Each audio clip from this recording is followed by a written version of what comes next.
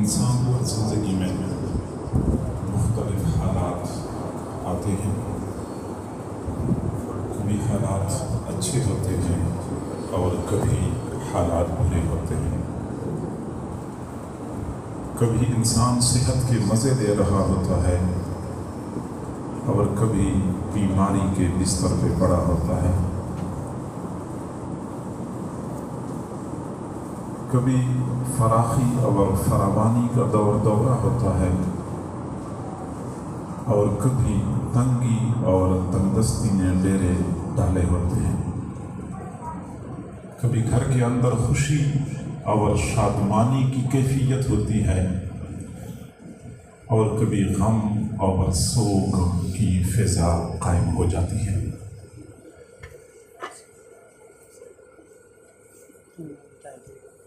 ताहम अगर हम गौर कर लें तो अच्छे हालात अक्सर रहते हैं, नाखुशगवार हालात कभी कभार आते हैं।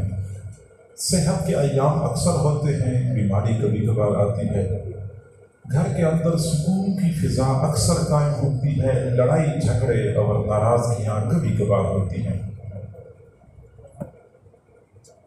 बंदे के ज़हन में सवाल पैदा होता है कि ये जो अच्छे या बुरे हालात बंदों पर आते हैं, खुशी और गमियाँ आती हैं, तो उसके पीछे अल्लाह की जानिब से क्या तकवीनी हिकमत का फरमान है? ऐसे हालात क्यों आते हैं? तो समझ लें कि मेरा ये अक़ीदा है कि अल्लाह ताला को अपने बंदों की सहायत माँ से ज़्यादा मोहब्बत। एक माँ को अपने बंदे से इतनी मोहब्बत नहीं है, इतनी मोहब्बत अपने बंदों से होती, माँ को अपने बेटे से इतनी मोहब्बत नहीं होती। कई लोग 70 माओं की बात करते हैं, लेकिन 70 माओं की मोहब्बत को भी अगर इकट्ठा किया जाए फिर भी अल्लाह की टेबल फैन पूरी दुनिया में जितनी माएँ हैं, हाँ वो इंसानों में से हैं और जानवरों में से हैं, वो वहूश और तुयूर में से हैं, तमाम माओं की मोहब्बत और रहमत को इकट्ठा किया जाए फिर भी अल्लाह रब्बुल इज़्ज़त की मोहब्बत और रहमत उन पर गालिब रहेगी। सही बुखारी शरीफ की रिवायत है कि अल्लाह रब्बुल इज़्ज़त ने अपनी रहमत के 100 हिस्से बनाए, 100 में से एक हिस्सा पूरी मखलूक में तकसीम कर दिया और 99 हिस्से अपने पास रख लिए। उसी एक हिस्से की वजह से गाय अपने बच्चे से मोहब्बत करती है, बकरी अपने बच्चे से मोहब्बत करती है, रहमत का मामला करती है। तो अल्लाह ताला को अपने बंदों से लामुतनाही मोहब्बत है। फिर सवाल ये पैदा होता है कि जब अल्लाह ताला को अपने बंदों से मोहब्बत भी है, अल्लाह ताला सब कुछ पे कादिर है, फिर अपने बंदों को परेशान क्यों करता है? ये बुरे हालात क्यों आते हैं? ये फौतियाँ क्यों होती हैं? ये हंसते बसते घर क्यों उजड़ जाते हैं? अचानक हालात का शिकार लोग क्यों हो जाते हैं? बच्चे क्यों यतीम होते हैं? वालिदैन क्यों बेसहारा हो जाते हैं? अल्लाह ताला को अपने बंदों से मोहब्बत है। अल्लाह ताला हर चीज़ पर कादिर भी है। अल्लाह ताला को कोई मजबूरी भी नहीं है, तो फिर अपने बंदों को परेशान क्यों करता है? ये एक सवाल है जो बंदे के ज़हन में पैदा होता है। कई मरतबा तो लोग फिर अल्लाह ताला से शिकवे करना शुरू कर देते हैं कि अल्लाह ताला तुझे हमारा घर ही नज़र आया है और तुझे हम ही नज़र आए हैं परेशान करने के लिए, और हमें ही परेशान करने से आपको क्या मिलता है? अल-अयाज़ु बिल्लाह। ये कुफ्रिया एअतिक़ादात हैं, इनसे बचना चाहिए। मेरे भाइयों, अल्लाह ताला हकीम है और हकीम जब भी कोई फैसला करता है वो हिकमत से खाली नहीं होता। हमारी अकल की रसाई वहाँ तक हो या न हो, अल्लाह ताला का हर काम हिकमत पर मबनी होता है। परेशानियाँ क्यों आती हैं? सबसे पहली बात तो ये है कि ये दुनिया दारुल इम्तिहान है। अल्लाह ताला बंदों को आजमाता है। हदीस शरीफ में आता है कि इन्ना अशद्दन्नासे बलाअन अल अंबिया, सबसे ज्यादा इम्तिहानात अंबिया पर आते हैं। अंबिया पर इम्तिहानात, सय्यदुल अंबिया, جو محبوب کل جہان تھے، اللہ رب العزت نے اپنے محبوب کے رخساروں کی اور زلفوں کی قسمیں کھائی ہیں۔ کبھی بندہ ان کی زندگی کا مطالعہ کرے تو پتہ چلتا ہے کہ ان کو اپنی زندگی میں کس قدر امتحانات سے گزرنا پڑا تھا، کیسے شدید حالات سے ان کو دوچار ہونا پڑا تھا۔ دین کی خاطر مشقتیں، احد کا میدان ہو یا طائف کی وادی ہو، اور وہاں جو آپ کو ستایا گیا، وہ تو اس کے علاوہ ہے عزیز و اقارب کے حوالے سے۔ ابھی آپ پیدا ہی نہیں ہو چکے تھے کہ والد کا انتقال ہو گیا، بالکل معصوم بچے تھے کہ والدہ کا انتقال ہو گیا، چند سال کے تھے کہ دادا کا انتقال ہو گیا، یعنی ایک ایک کر کے سہارے اٹھتے جا رہے تھے۔ پھر چچا تھا، چچا کا بھی انتقال ہو گیا۔ حضرت خدیجہ رضی اللہ تعالی عنہ جو حضور علیہ الصلوۃ والسلام کے لیے ہر موقع پر سہارے کا باعث بنتی تھی، ان کا بھی انتقال ہو گیا۔ پھر آپ صلی اللہ علیہ وسلم کو اللہ تعالیٰ نے 4 بیٹے عطا فرمائے، چاروں کے چاروں بچپن میں انتقال کر گئے۔ 4 بیٹیاں اللہ نے عطا فرمائی، 4 میں سے 3 بیٹیاں رسول اللہ کی زندگی میں انتقال کر گئی۔ صرف حضرت فاطمہ رضی اللہ تعالی عنہ وہ حضور کی وفات کے 6 مہینے بعد انتقال کر گئی تھی۔ یعنی حضور کی اپنی زندگی میں ان کے اپنے عزیز و اقارب میں سے کتنے لوگ تھے جو دنیا سے چلے گئے؟ تو انبیاء پر سب سے زیادہ امتحانات آتے ہیں۔ پھر جن لوگوں کی زندگی انبیاء کی زندگی کے ساتھ زیادہ مناسب ہوتی ہے، ان پر پھر زیادہ امتحانات آتے ہیں۔ تو لہٰذا یہ غم، یہ فوتگیاں، یہ سوگوار فضا، یہ اجڑتے گھر اور یہ اچانک کے حوادث، میرے بھائیوں، یہ حضرات انبیاء کرام کے ساتھ مناسبت کی دلیل ہوتی ہے کہ زندگی میں مناسبت زیادہ ہے۔ دنیا دارالامتحان ہے۔ دوسری بات یہ ہے کہ امتحان اس لیے آتا ہے کہ اللہ تعالی بندے کو اپنا مقرب بنانا چاہتا ہے۔ حدیث شریف میں آتا ہے کہ کئی مرتبہ اللہ تعالیٰ کسی کو بلند مرتبہ دینا چاہتا ہے، لیکن اس بندے کے اعمال ایسے نہیں ہوتے کہ اعمال کی بدولت وہ بلند مرتبے میں پہنچ جائے۔ پھر اللہ تعالیٰ اس کو مشکلات سے دوچار کرتا ہے، آزمائشوں میں گھیر لیتا ہے۔ پھر جب یہ بندہ صبر کرتا ہے تو اس کو بلند مقامات مل جاتے ہیں۔ ان اللہ اذا احب عبدا ابتلاہ، اللہ تعالیٰ جب کسی بندے سے محبت کرتا ہے تو اس کو مصیبت میں مبتلا کر دیتا ہے۔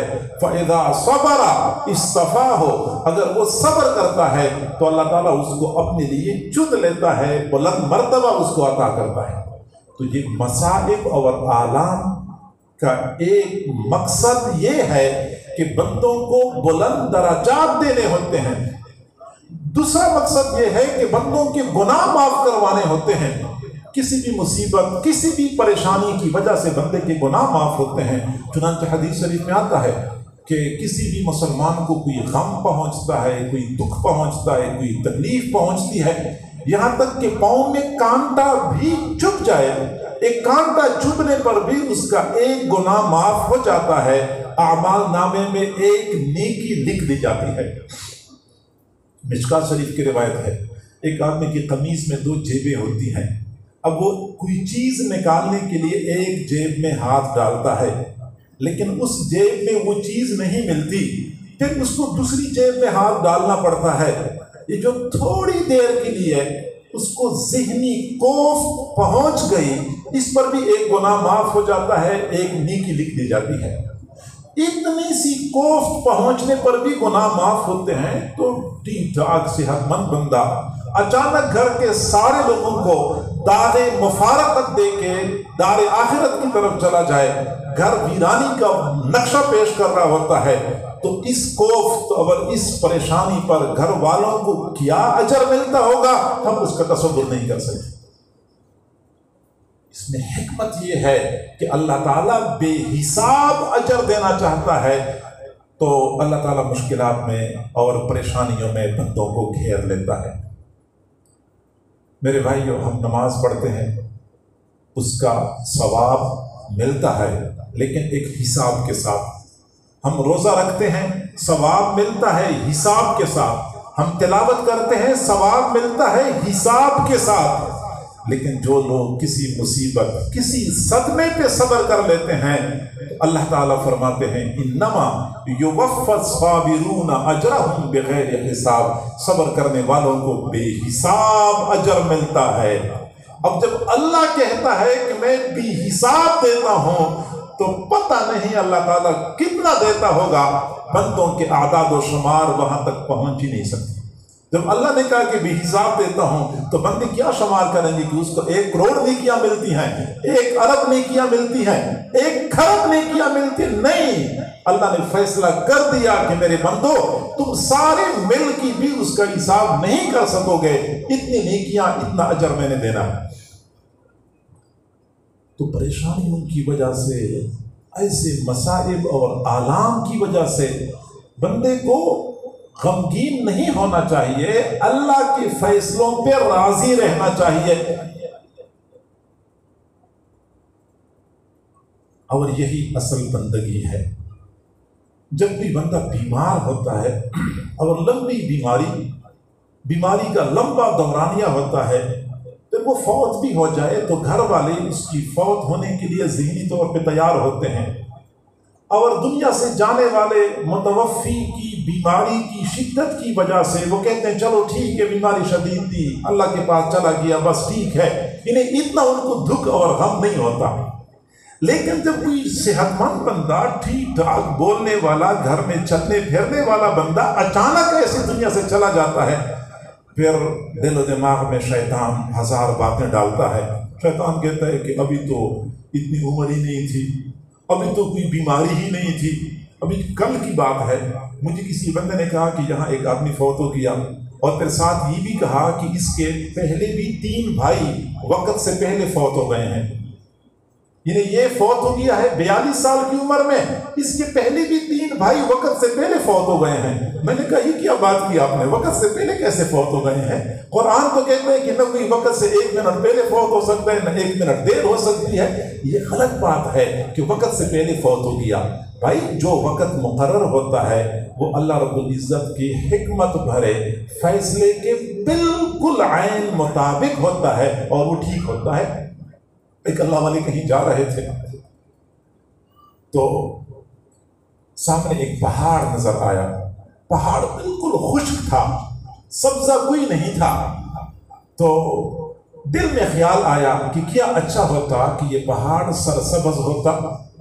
تو اللہ نے دل میں ڈال دیا کہ میرے بندے اب تو نے بندگی چھوڑ کے مجھے مشورے دینے شروع کر دیے، مجھے مشورے دے رہا ہے کہ پہاڑ سرسبز ہوتا تو اچھا ہوتا۔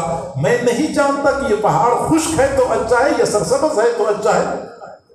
ایک آدمی نے کہا کہ آج بڑے وقت پہ بارش ہوئی، بڑے مناسب وقت پہ بارش ہوئی، اللہ والے تھے، اللہ نے فوراً دل میں القاء کر دیا کہ میرے بندے میں نے کب بغیر مناسب وقت کی بارش نازل کی ہے؟ میں جب بھی نازل کرتا ہوں مناسب وقت پہ نازل کرتا ہوں، آپ کی عقل کی وہاں تک رسائی ہو یا نہ ہو۔ فوت کی ہوتی ہے جب بھی کوئی بندہ دنیا سے جاتا ہے بالکل مناسب وقت پہ دنیا سے جاتا ہے۔ ہم یہ کہتے ہیں کہ ابھی نہیں، چند سال بعد چلا جاتا، ابھی تو بیماری بھی نہیں تھی، ابھی تو عمر بھی اتنی نہیں تھی، ابھی تو بچے چھوٹے ہیں، تو ابھی تو فلاں مسئلہ ہے۔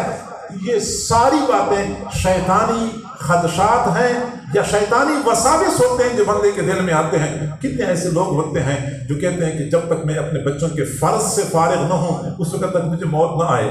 بس جب بچوں کے فرض سے فارغ ہو جاتے ہیں بس پھر کہتے ہیں اب میں نے اپنے سارے فرائض پوری کر لیں۔ میرے بھائیو معزز سامعین، میرے اللہ کے فیصلے ہمیشہ کے لیے بروقت ہوتے ہیں، کبھی بھی اللہ کا فیصلہ بے وقت نہیں ہو سکتا، حکمت بھرے فیصلے ہوتے ہیں۔ ہمیں چاہیے کہ ہم اللہ کے فیصلوں پہ راضی رہیں، کیونکہ بے صبری کرنے سے بندے کا غم کم نہیں ہوتا، اجر کم ہو جاتا ہے۔ جانے والے چلے گئے، آپ شکوہ کریں، آپ شکایت کریں، آپ اللہ کے فیصلوں پہ ناراضگی کا مظاہرہ کریں، اللہ نے جو کرنا تھا وہ کر لیا ہے۔ اب آپ کی شکوے شکایات سے دنیا سے جانے والے واپس لوٹ کے نہیں آ سکتے۔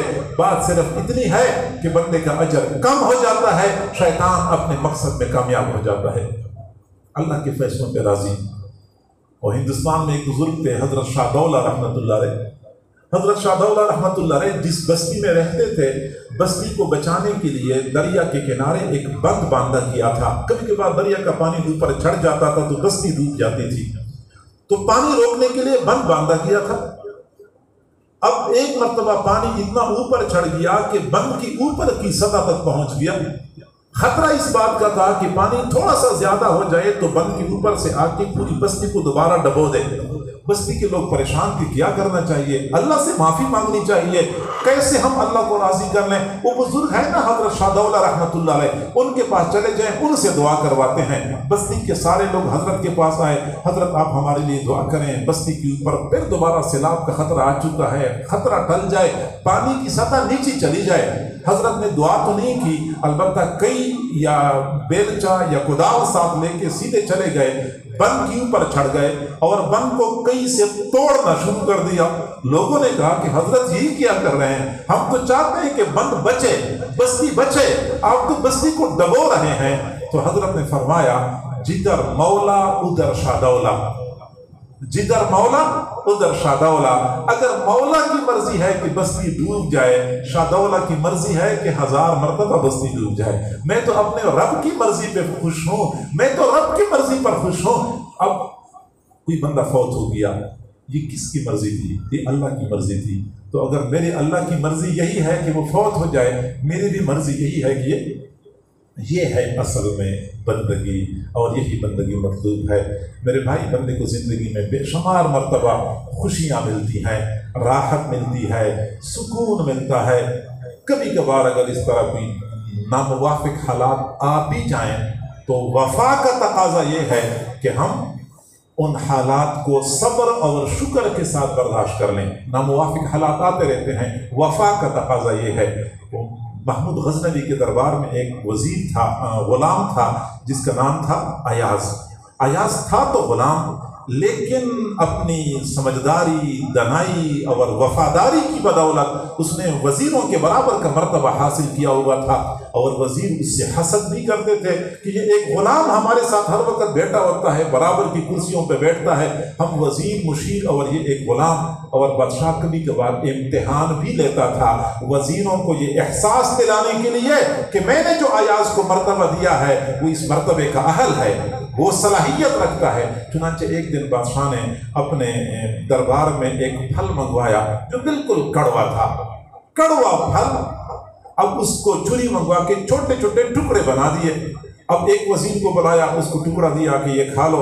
وزیر نے جو ہی منہ میں ڈالا، وہ وزیر باتدبیر تھا، اس نے فوراً تھو تھو کر کے ٹکڑا پھینک دیا، بہت کڑوا ہے، کھایا نہیں جا رہا۔ اگلے کو اگلا ٹکڑا دے دیا، اس نے بھی تھو تھو کر کے پھینک دیا، نہیں کھایا جا رہا۔ سارے وزیروں کو ایک ایک ٹکڑا ملا، سب نے پھینک دیا، تھوک دیا، لیکن ایاز کو جب ٹکڑا ملا تو ایاز نے لیتے ہی منہ میں ڈالا اور مزے لے لے کے چبانا شروع کر دیا۔